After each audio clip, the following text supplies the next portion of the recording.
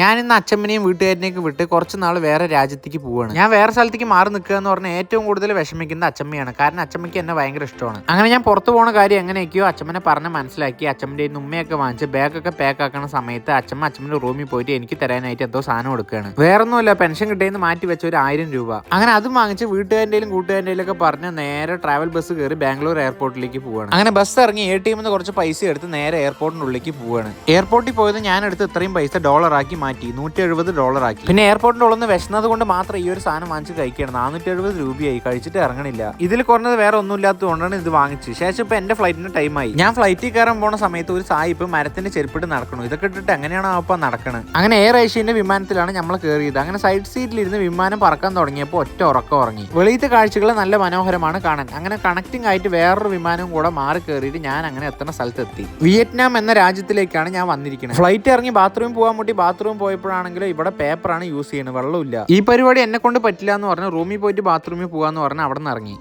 എയർപോർട്ടിന് വെളിയിൽ ഇറങ്ങിയത് ഞാൻ കൈരളി ട്രയൽസിന്റെ പാക്കേജ് എടുത്തിട്ടാണ് വന്നത്. അവരുടെ ആളുകൾ എന്നെ വെയിറ്റ് ചെയ്ത് വെളിയിൽ നിൽക്കുന്നുണ്ടായിരുന്നു. നമ്മളെ സ്വീകരിച്ച് ഈ ഏട്ടൻ നമ്മുടെ കാര്യങ്ങൾ നോക്കാൻ ഈ ഒരു ചേച്ചിനെ പരിചയപ്പെടുത്തി തന്നു. നമ്മൾ ഇതുപോലെ പാക്കേജ് എടുത്ത് വരുന്നതുകൊണ്ട് കുറെ കാര്യങ്ങൾ നമുക്ക് എളുപ്പമാവും. ഞാൻ ആദ്യം പോയത് ആ നാട്ടിലത്തെ ഒരു സിം കാർഡ് എടുക്കാനാണ്. പിന്നെ ഞാൻ $170 മാറ്റി ആ നാട്ടിലത്തെ 44 ലക്ഷം രൂപയാക്കി മാറ്റി. അങ്ങനെ അവിടെ നിന്ന് ഇറങ്ങി ഈ കാണുന്ന ഡ്രൈവറിന്റെ ഒപ്പം നേരെ റൂമിക്ക്. ഈ നാട്ടിലത്തെ വണ്ടികളിലൊക്കെ ഇടതുവശത്താണ് സ്റ്റിയറിംഗ്. പിന്നെ ഞാൻ ഈ ഏട്ടനോട് സംസാരിക്കുന്നത് ഈ കാണുന്ന കാറിലോ ട്രാൻസ്ലേറ്റർ യൂസ് ചെയ്തിട്ടാണ്. വിയറ്റ്നാം എന്നതൊരു കമ്മ്യൂണിസ്റ്റ് രാജ്യമാണ്. അതുകൊണ്ട് എവിടെ നോക്കിയാലും അരിവാൾ ചുറ്റിക നക്ഷത്രം എന്ന് പറയുന്ന ഈ ചിഹ്നം കാണാൻ പറ്റും. ഈ രാജ്യത്തിനെ കുറിച്ച് കുറെ കാര്യങ്ങൾ പറഞ്ഞു തന്നു. ഇവിടെ കൂടുതൽ ആളുകളും 2 വീലർ ആണ് യൂസ് ചെയ്യുക. അതുപോലെ തന്നെ ഇവിടെ കമ്മ്യൂണിസ്റ്റ് പാർട്ടി ഇല്ലാണ്ട് വേറെ എതിർകക്ഷി പാർട്ടി ഇല്ല. അങ്ങനെ കുറെ കാര്യങ്ങൾ. അങ്ങനെ നമ്മുടെ ഹോട്ടലിൽ എത്തി. കൊങ് എന്ന പേരുള്ള ഏട്ടൻ നമ്മളെ ഇറക്കി വിട്ടിട്ട് പോയി. നമ്മൾ ഹോട്ടലിൽ എത്തിയത് ആദ്യം കണ്ടത് ഈ 2 പിള്ളേരിനെയാണ്. നമ്മൾ പിള്ളേരുടെ 2 ആക്ഷനൊക്കെ കാണിച്ച് പിള്ളേരിനെ കമ്പനിക്കാരാക്കി മാറ്റി. അതുകൊണ്ട് എനിക്ക് ലാഭം മാത്രം. അവന്റെ തിന്നാൻ ആവശ്യത്തിൽ കൂടുതൽ എനിക്ക് എടുത്തു തരികയാണ്. ശേഷം ഇപ്പൊ എന്റെ യൂട്യൂബ് ചാനൽ അവന്റെ സബ്സ്ക്രൈബ് ചെയ്തിട്ട് ഞാൻ നേരെ റൂമിക്ക് വന്നു. പിന്നെ എനിക്ക് ഉറക്കം വന്ന് കണ്ണടഞ്ഞിട്ട് വയ്യ. അപ്പൊ അടുത്ത വീഡിയോ ആയിട്ട് വരാം.